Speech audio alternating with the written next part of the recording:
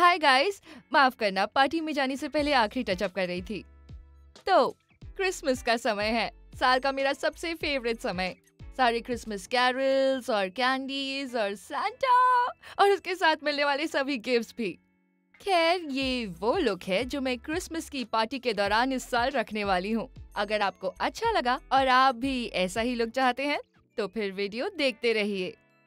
तो मैंने बेस पहले से ही तैयार कर लिया है। अब मैं आईलिड्स को प्रिम कर रही हूँ।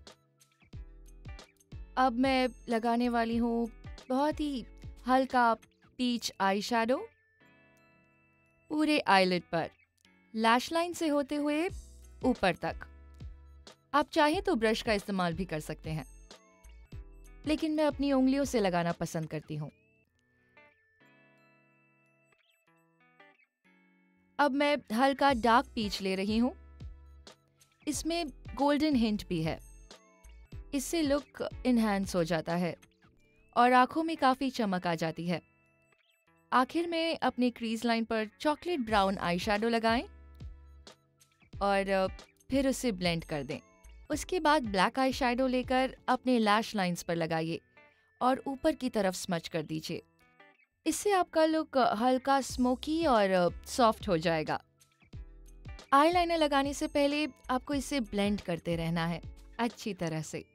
इससे आपकी आंखें सॉफ्ट ब्राउन और गोल्डन ब्राउन नजर आएंगी। इसे परफेक्ट बनाने के लिए आपको इस तरह से ब्लेंड करते रहना है। अब आप अपना आईलाइनर लगाइए। शुरुआत लैश लाइन की बीच से करें और लाइनर को बाहर की तरफ ले जाएं। लैश लाइन का इनर कॉर्नर पतला होना चाहिए और आउट कॉर्नर थिक होना चाहिए। मैं इसमें हल्का विंग लुक दे रही हूँ, इसलिए मैं इसे थोड़ा ऊपर की तरफ लगा रही हूँ।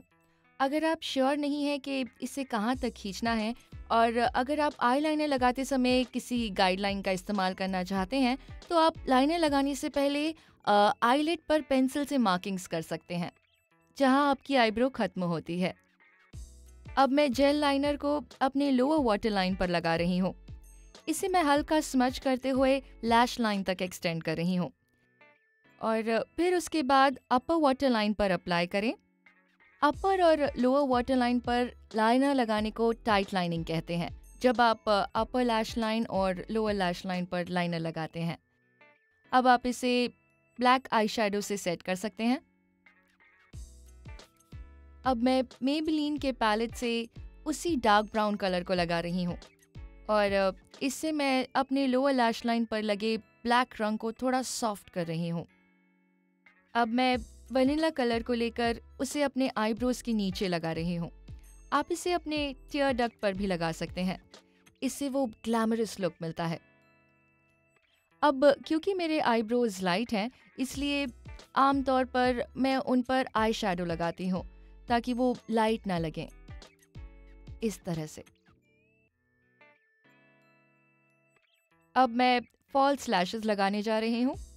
सबसे पहले लैश को बॉक्स से निकालकर उसे इस तरह से बेंड कर दें ताकि ये थोड़ा लूज हो जाए और आपके लैश लाइन का शेप ले सके। मैं जियो आई लैशेस हेडसेट का इस्तेमाल कर रही हूँ और उसे लैशेस पर लगा रही हूँ। इसे अपने टिप पर लगाइए। अब इस ग्लू को चिपचिपा होने के लिए इसे लगाकर 30 सेकंड से 1 मिनट तक रहने दें। अब लैशेस के सूखने पर मस्कारा का एक कोट लगाएं ताकि वो तैयार हो जाए। अब लैशेस लगाते समय उसे पहले सेंटर पर रखें और फिर बाहर के कॉर्नर को लगाने के बाद अंदर के कॉर्नर को फिक्स करें, या जिस भी तरीके से आप कंफर्टेबल हो। अगर ग्लू आपके लाइनर पर लगे तो इसमें कोई घबराने की बात नहीं है, क्योंकि सूखने पर ये ग्लू ट्रांसपेरेंट हो जाता है, इसलिए उससे कोई दिक्कत नहीं होगी। अब आई मेकअप का ये आखिरी स्टेप है। ब्लैक आई शैडो लेकर अपने अपर लैश लाइन पर लगाएं, जहां आपने अपने फॉल्स लैशेस लगाए हैं। और अब काम हो गया।